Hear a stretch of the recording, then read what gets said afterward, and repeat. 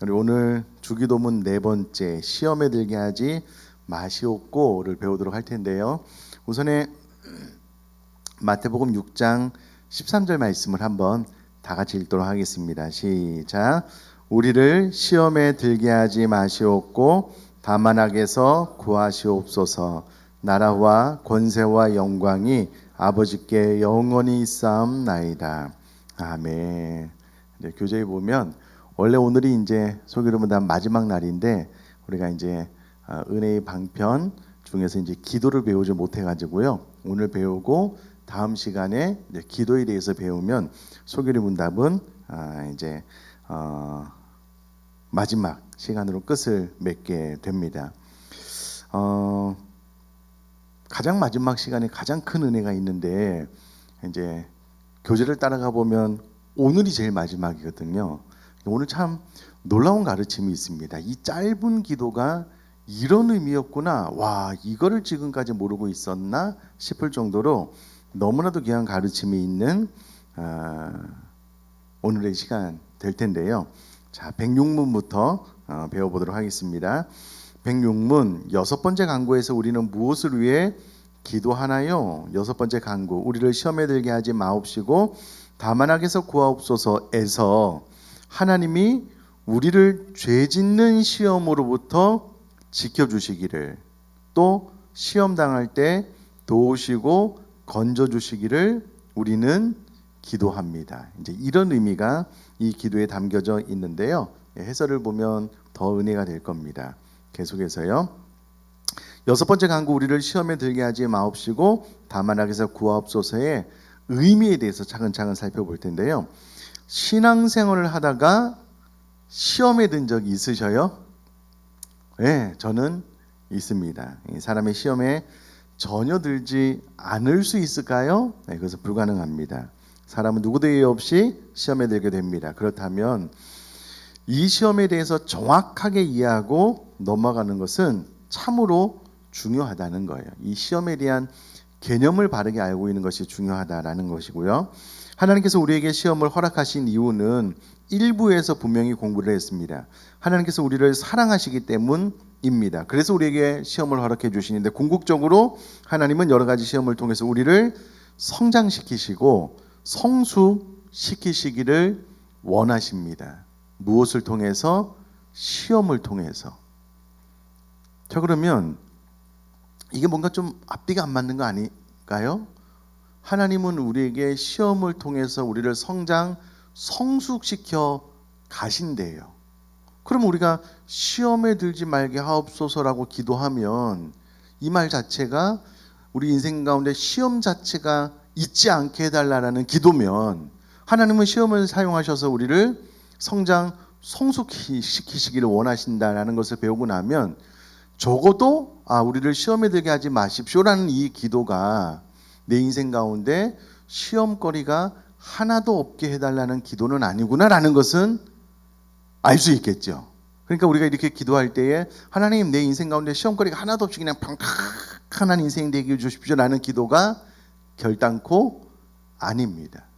만약에 그렇게 된다면 하나님께서 이 시련을 통해서 우리를 성숙시키고자 하는 목적이 나의 기도를 통하여 이루어지지 않게 되는 거예요. 그러니까 우리가 일단 우리가 이제 시험에 들지 말게 해달라는 기도가 내 인생 여정 가운데 그냥 아무 어려움 없이 그냥 평탄하게 그냥 살게 해주십시오, 이런 기도는 아니다라는 것쯤은 우리가 이제 알고 넘어가시면 좋겠습니다. 자, 우리가 이제 신앙생활 하다가 시험에 들지 않은 경우는 없대요. 특히나 하나님은 시험을 통해서 우리를 성숙시키신다고 하시니 이 시험이 도대체 어떤 성질의 것인가라는 것은 정확하게 이해를 하는 것이 신앙생활을 함에 큰 도움이 된다라는 거예요. 자, 계속해서 욥기 1장 9절에서 11절을 보면 욥의 시련이 나옵니다. 이 장면을 자세히 들여다보면 이방인은요, 단순히 자기 욕심으로 악한 마음으로 욥의 재산을 빼앗아갔습니다. 그것 이상도 이하도 아닙니다. 사탄은 이 시험을 가지고요, 욥의 신앙을 빼앗으려고 했습니다. 그런데 놀라운 것은 하나님은 욥으로 하여금 더 나아가 욥기를 대하는 그분의 모든 백성들에게 더욱 큰 믿음을 소유하도록 이 시련을 통해서 행하셨다는 거예요. 이렇게 사람도 일하고 사탄도 일하고 하나님도 일하시지만 그 목적과 방식에 있어서 하나님의 일하심은 차원이 다르다라는 거예요. 또 그런 분께서 우리를 다스리시고 우리의 삶을 섭리하고 계신다는 것을 잊지 않는다면 그 어떤 시험이 오더라도 그것의 정체를 알고 있으니 대처하기가 유리할 것입니다. 자, 계속해서 이 페이지 보시면은요, 물론 시험은 어렵습니다. 연약하니까 힘겨울 때가 많습니다. 그런데 이 시험은 실제로 견디기 힘든 어려움도 있지만 우리가 더욱 주의해야 할 시험이 있다는 거예요. 시험은 꼭 어려움을 통해서 올까요? 그렇지 않습니다. 자, 이 개념을 바르게 알고 이해하고 있는 것이 너무나도 중요한데요. 자, 욥과 솔로몬의 시험은 서로 형식은 아주 달랐지만 그 원리는 똑같았습니다. 욥에게는 재난이 시험이었지만 솔로몬에게는 부와 명예가 시험이었어요. 그러니까 형식은 달랐지만 이 시험을 통해서 사단이 이루고자 하는 원리는 같았다는 거예요. 자, 그러면 사단이 어떤 원리로 시험에 빠지게 하느냐, 그 밑에 보면 사실 사탄은 우리가 잘 살고 못 살고에 아무런 관심이 없다는 거예요. 이 사탄은 우리의 영혼을 노리는 것이지 우리의 육신을 노리고 있는 것이 아니기 때문이다라는 거예요. 물론 우리를 아주 구질구질한 환경에 처하게 해서 우리 영혼을 차츰 병들게 하는 방법도 종종 사용하지만 그보다 더욱 즐겨 쓰는 수단이 있다는 거예요. 그것은 우리가 세상 살면서 자꾸 경험하게 되듯이 세상의 시각으로 볼 때 잘 되는 것을 통해서 유혹하는 것이라는 거예요. 그래서 우리는 자칫하면 이것이 시험이라는 것조차 알아채지 못하는 경우가 많다는 거예요. 그래서 우리는 더욱 주의해야 한다는 거예요. 이런 시험을 눈치채고 이겨내려면 우선 시험의 핵심 원리를 잘 파악해두고 있지 않으면 안 된다는 거예요. 여러분, 뒤에 그 진한 글씨가 너무나도 중요한 시험에 대한 원리 개념입니다. 자, 사탄이 우리를 시험에 들게 하는 목적은 단 하나, 우리 영혼을 하나님으로부터 분리시키는 것이라는 거예요. 사탄은 이 목적만 이루면 그가 하고자 하는 일을 다 이룬 것이다라는 거예요. 어떻게든 성도로 하여금 사람으로 하여금 하나님을 떠나게 하는 것, 이것이 시험의 핵심이다라는 거예요. 그런데 여러분, 우리가 시험에 들지 않도록 기도한다라고 했을 때 그 핵심이 무엇이냐면 우리가 어떤 시련을 당하든지 하나님으로부터 멀어지지 않게 해주십시오. 이게 이제 이 주기도문의 핵심적인 기도라는 거예요. 자, 그러므로 우리를 죄 짓는 시험으로부터 지켜주시기를, 시험 당할 때 도우시고 건져주시기를 기도한다는 것은 결국 어떤 결과에 도달하든 하나님을 떠나지 않게 해달라는 기도로 귀결됩니다. 어떤 결과에 도달하든 하나님을 떠나지 않게 해달라는 기도로 귀결된다는 거예요. 이 주기도문의 마지막 기도가. 여러분, 이게 사실 이게 좀 무시무시합니다. 어떤 결과에 도달하든 하나님을 떠나지 않게 해달라는 기도가 우리로 하여금 시험에 들게 하지 마옵시고의 핵심적인 기도라는 거예요. 이것이 이 기도가 가르치는 것의 가장 핵심적인 부분입니다. 아무리 강조해도 지나치지 않아서 밑줄 쫙의 별표 한 500개 정도 치시면 좋을 것 같아요. 여러분, 이 핵심 하나만 배워도요, 신앙생활에서 큰 도움이 됩니다. 자, 그러므로 우리는 시험이 닥치고 유혹을 당할 때 어떻게 이겨낼까에 관심을 두기보다는 한시라도 빨리 하나님께 피하라는 것을 기억해야 한다는 거예요. 사단의 목적은 단 하나, 우리 영혼을 하나님으로부터 분리시키는 것이기 때문에 더욱 하나님께 피하는 것이 정답이라는 거예요. 그리고 어떤 결과에 도달하든 하나님과의 관계에 친밀함을 놓치지 않기를 간구하면서 하나님을 바라봐야 한다는 거예요. 그러면서 우리는 이렇게 기도하는 거예요. 우리를 시험에 들게 하지 마시옵고 다만 악에서 구하시옵소서. 시험에 들지 않도록 기도하면서 다만 악에서 구해달라고 기도하는 거예요.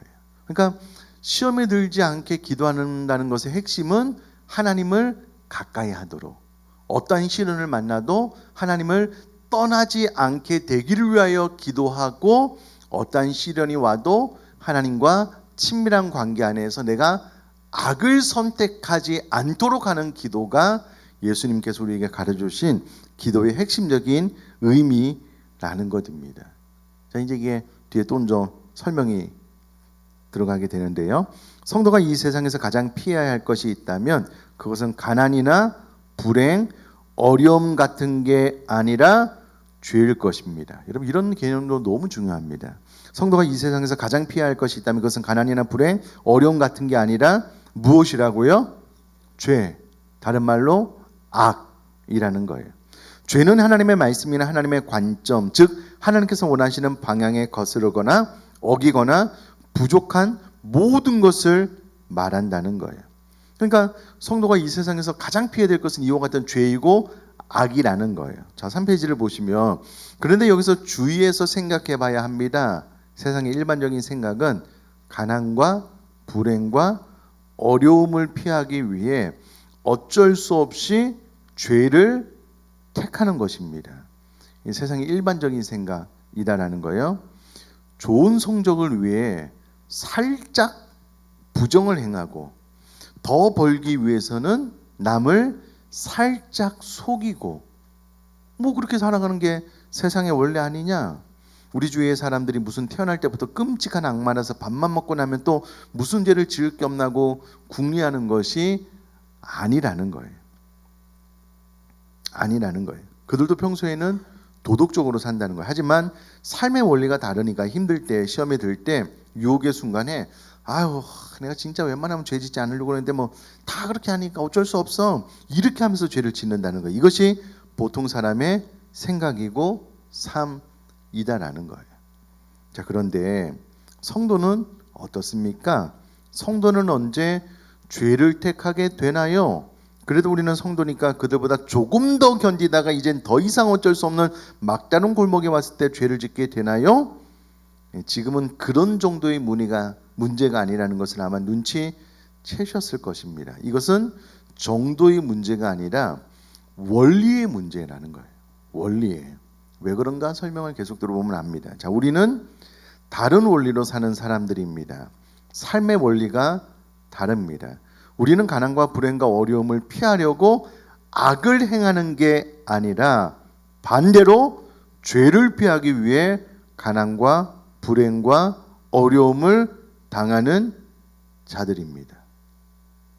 예를 들어서 초대교회 성도님들은요, 공개적으로 내가 예수님을 믿습니다 라고 본인의 신앙을 고백하는 순간 유대교로부터 출교를 당했습니다. 재산상의 피해를 입었고요. 그 동네에서 정상적인 경제활동이 어려웠어요. 그런데 신앙을 선택함으로 가난과 불합리와 고난에 스스로 빠지는 거예요. 그럼 세상은 가난을 떨쳐내기 위해서, 부자가 되기 위해서 간혹 죄를 선택해도 되라고 말을 하지만 우리는 죄를 선택하지 않기 위해서 필요하다면 가난, 불행, 고난을 선택하는 사람들이다라는 거예요. 그러니까 완전 개념과 원리가 다르다라는 거예요. 그래서 우리는 시험에 들어서 우리가 죄를 선택하려고 할 때 즉시로 하나님 편에서는 하나님께로 피하는 존재이고 존재가 되어야 된다라는 거예요. 여러분, 그 다음 설명은 참 맞는 말인데 뼈가 아파요. 설령 못 먹고 못 입고 다 망하고 다 빼앗기고 어디 가서 노예로 살지언정 또 나의 모든 명예가 더럽혀지고 가족도 날 버리고 심지어는 목숨까지 잃을지언정 우리 삶의 원리는 주여 내 영혼이 죄를 멀리하고 주님 품 안에서 안전히 거합니다 라고 고백하며 성도로서의 정체성을 지키는 것, 그럼 이것이 신앙이고 이것이 믿음입니다. 자, 즉 성도는 내수 중에 줄 수 있는 결과물이 뭐냐에 따라서 사는 게 아니라 거꾸로 신앙의 원리에 따라서 살고 죽는 것입니다. 그럼 다니엘의 세 친구를 보면은요, 그들이 바벨론 포로에 잡혀와 가지고 하나님 앞에 뜻을 정해 가지고요, 다니엘은 다른 박수무당보다 10배, 다니엘과 사드락 메삭도 다른 모든 박수무당보다 지혜자들보다 더 승한 지혜를 받았거든요.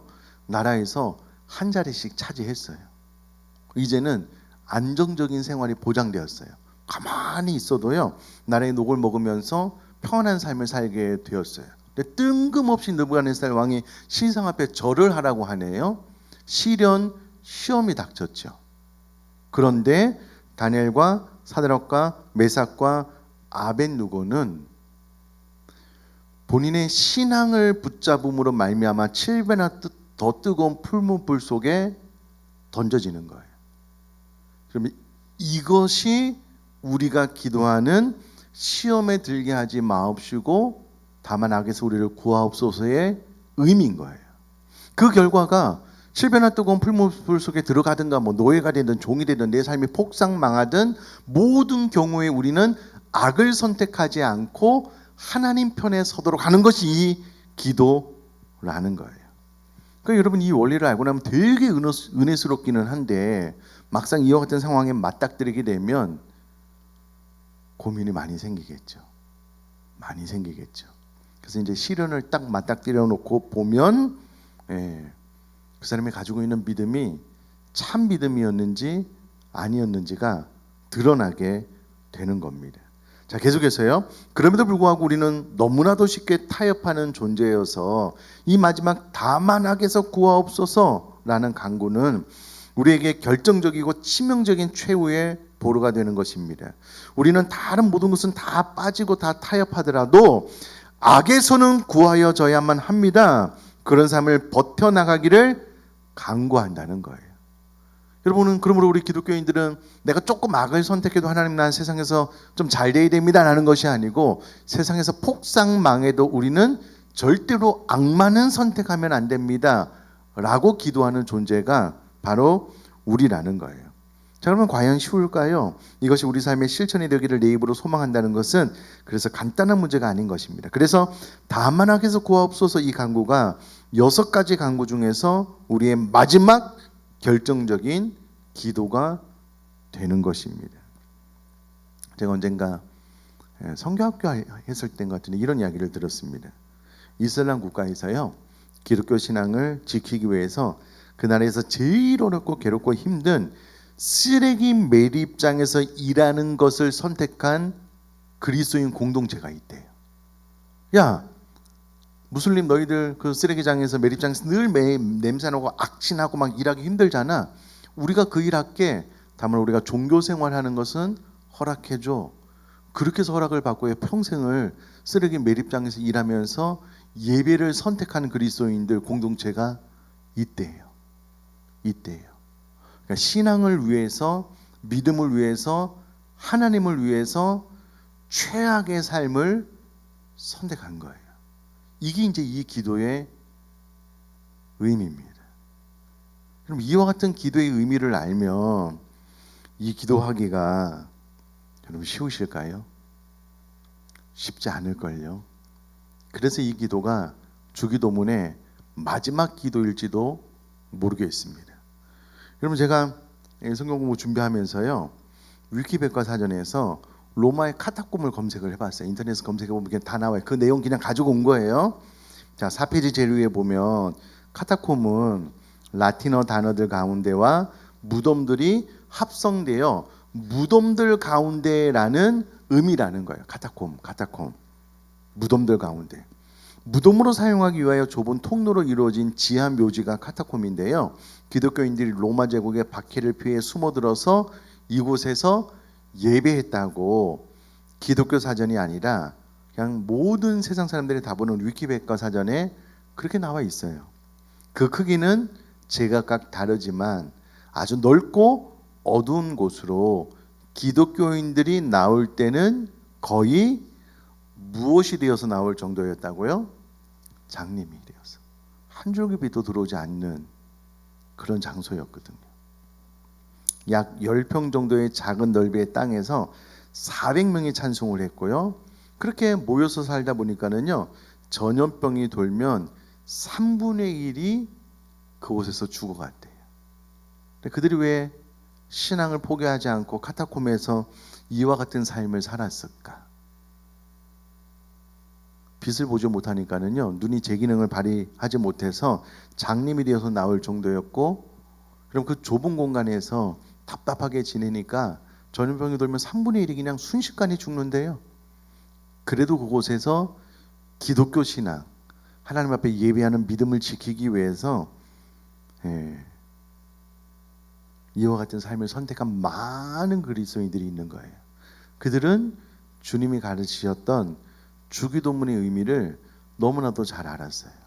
하나님, 내가 평생을 살아가는 동안에 결과는 뭐 어떻게 되든 상관이 없습니다. 그러나 내가 반드시 하나님 편에 서고 또 하나님을 의지하고 악은 선택하지 않도록. 여러분, 잠깐만 예수님 부인하면은요, 카타콤에서 안 살아도 돼요. 밖에 나와서 정상적인 삶이 가능해요. 잠깐만 예수님 부인하면.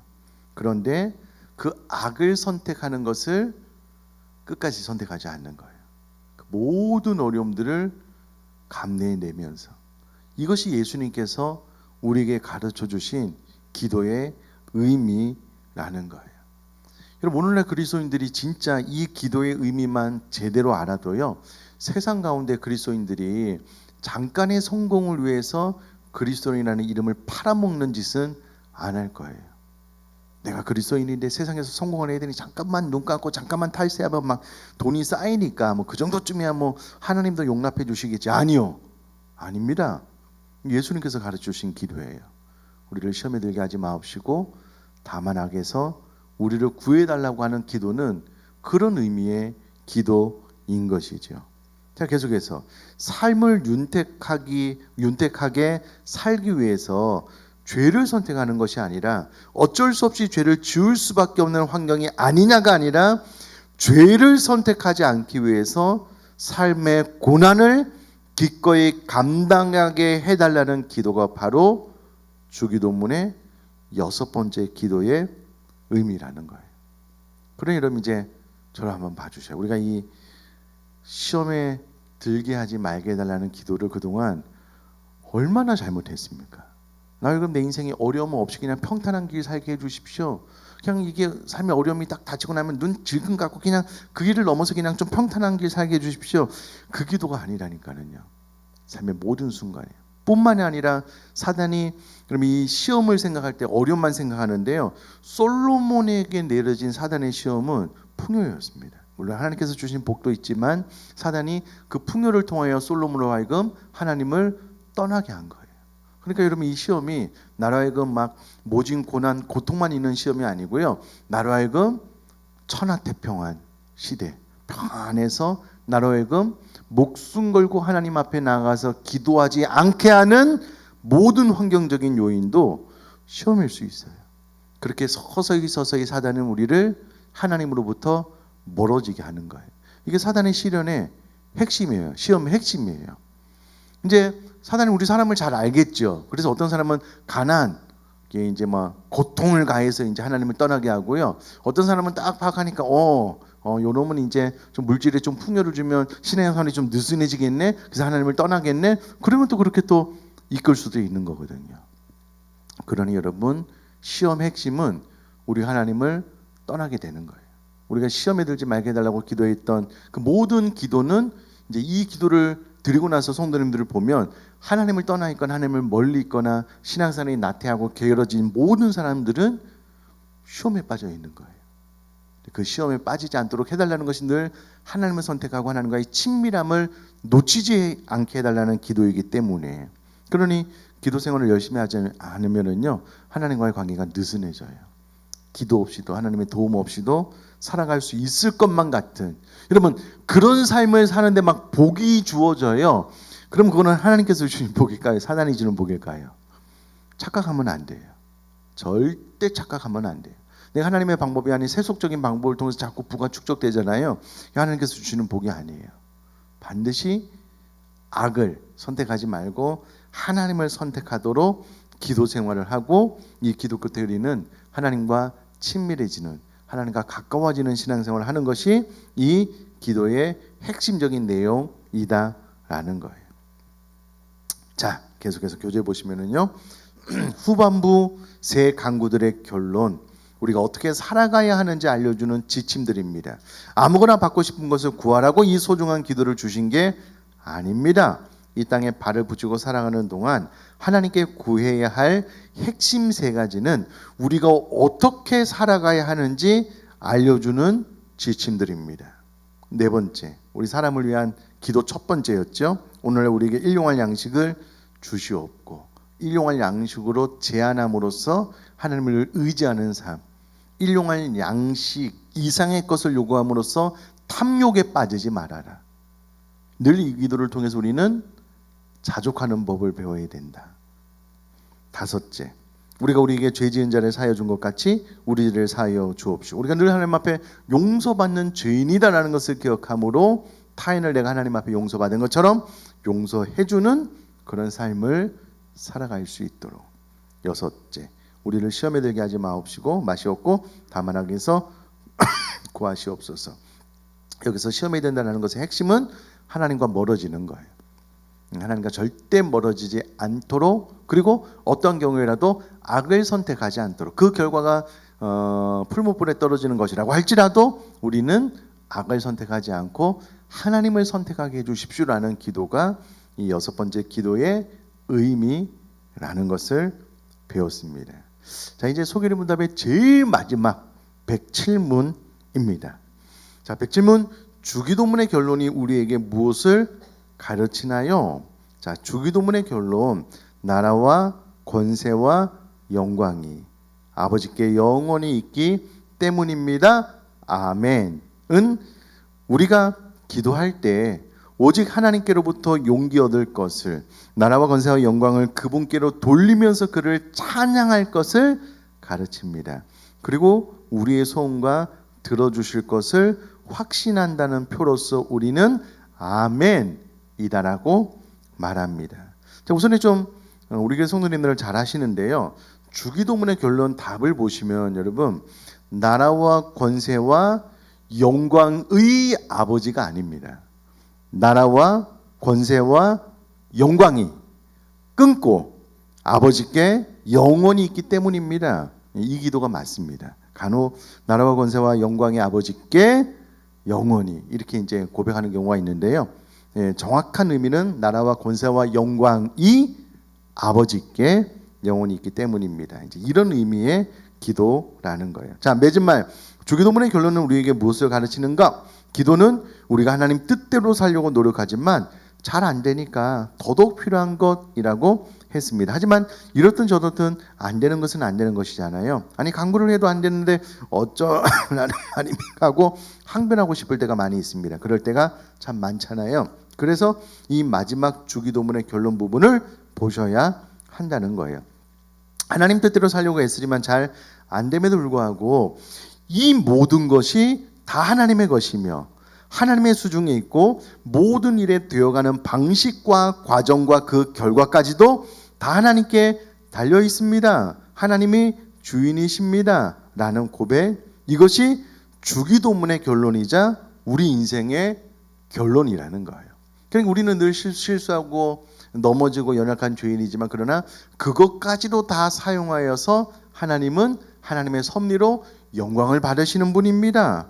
이런 고백이 이제 마지막에 포함이 되어져 있다라는 겁니다. 자, 5페이지 보시면은요, 이 사실로 매일 하나님께로부터 용기를 얻을 수 있도록 기도하는 것입니다.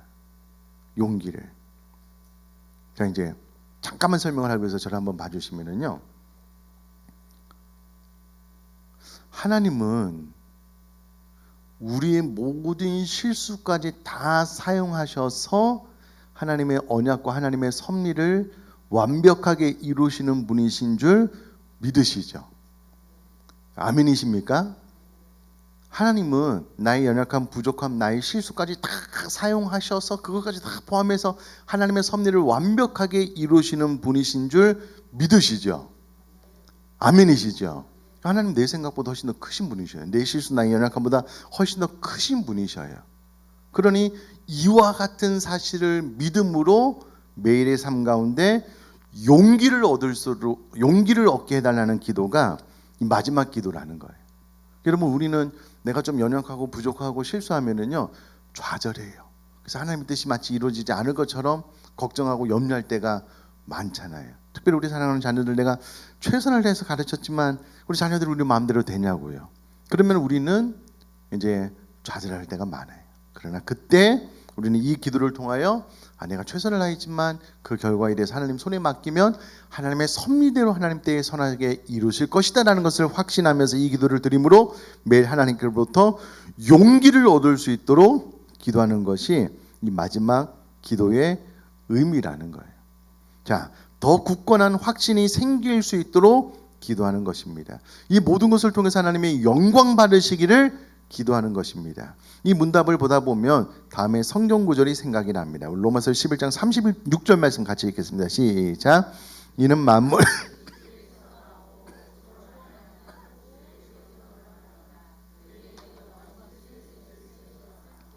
아멘. 자, 로마서의 이 말씀은요 소개의 문답의 마지막 문답을 기가 막히게 압축해주고 있습니다. 더 무슨 말이 필요하리요? 지금까지 이제 그런 의미의 기도고요. 제일 마지막에 아멘, 진실로 그렇게 되리라. 우리의 소원과 이 모든 것을 들어주실 것을 확신하기에 아멘으로 끝을 내고 있습니다. 다시요. 우리의 소원과 이 모든 것들을 하나님께서 완벽하게 들어주실 것을 확신하기 때문에 이 기도를 어떻게 끝낸다고요? 아멘으로 끝나는 거예요. 주기도 한번 다 하고 난 다음에 아멘 해놓고 나서 휙 돌아서서 전혀 못 믿는 것처럼 신앙생활 하시는 분들이 의외로 많습니다. 그러나 여기서 말하는 아멘은 내가 예수님께서 가르쳐 주신 기도로 기도하는 이 모든 내용들을 하나님께서 온전하게 응답해 주실 것을 믿습니다. 확신하기 때문에 아멘으로 기도를 끝낼 것을 예수님께서 가르쳐 주셨다는 거예요. 자, 지금까지 공부한 소개의 문답 전체를 우리도 이 단 한마디로 마무리할 수 있었으면 좋겠습니다. 하나님의 어떤 분이시라는 것을 알기에, 그리고 그 좋으신 하나님이 우리를 위하여 이미 선한 일을 시작하셨음을 믿기에, 자신의 영광을 위해서 반드시 그 일을 이루실 것이라는 확신과 신뢰를 담아서 무엇하는 거라고요? 아멘하는 거예요. 이와 같은 믿음을 표현하는 것이 아멘이다라는 거예요. 그러니까 아멘도 그냥 하면 안 돼요. 믿음 없이 그냥 하면 안 돼요. 네, 이렇게 될 것을 내가 확실히 믿습니다. 아멘으로 너희 기도를 마무리할 것을 예수님께서 가르쳐 주셨다는 거예요. 자, 이 지점에서 하나님만을 영화롭게 하고 오직 그분만이 온전히 즐거워하는 것, 우리 인생의 주된 목적이라는 소개의 문답 1문을 다시 떠올립니다. 그리고 하나님만을 영화롭게 하고 오직 그분만을 온전히 즐거워하는 삶이 다른 그 어떤 무엇보다도 내가 가져야 할 최고의 가치임을 재확신합니다. 이제 이 교리 하나님의 말씀에 굳건히 서는 저와 여러분이 되시기를 주님의 이름으로 축복합니다. 아멘. 제가 오래전에 주일 설교로 이 소개의 문답 설교를 다 했는데요. 설교를 하기 위해서 나름대로 많이 연구하고 제 머릿속에 다 기억이 되었습니다. 그리고 수년이 지나서 이제 이 소개의 문답을 성경 공부 형식으로 하니까는요. 또 새로워요. 또 깊이가 좀 다르고요. 그래서 이번에는 강의안을 요약을 하지 않고요. 이것만 들고 가면 여러분 어디서 성경 공부 가르칠 수 있도록 교재를 그렇게 만들어서 다 드렸어요. 이것을 차곡차곡 모아놓으신 분들은 책을 사서 보시면 제일 좋지만 그렇지 않으면 시간이 될 때마다 한번 쭉 한번 읽어보셔요. 도움이 많이 될 겁니다. 특별히 뭐 섭리 같은 경우는 들어도 또 가물가물하잖아요. 그러니까 또 한번 또 보시고 해서 소규리 문답이 우리 안에 확 들어오고 이 소규리 문답에 근거한 사고를 하게 되면은요 생각이 되게 반듯해요. 교리적인 생각, 교리적인 사고를 가지고 있으면은요 믿음이 되게 굳건해요. 흔들려지잖아요. 왜냐하면 이 말씀에 근거한 사고를 가지고 삶을 해석하고 풀이해 나가기 때문에요 정말 뿌리 깊은 그리스도인이 될 수 있어요. 그러니 여러분 시간이 날 때마다 또 교리를 보면서 소개의 문답이 우리가 가르쳐 주시는 이 놀라운 영적인 혜택들을 마음껏 누리면서 또 신앙생활 할 수 있기를 주님의 이름으로 축복합니다.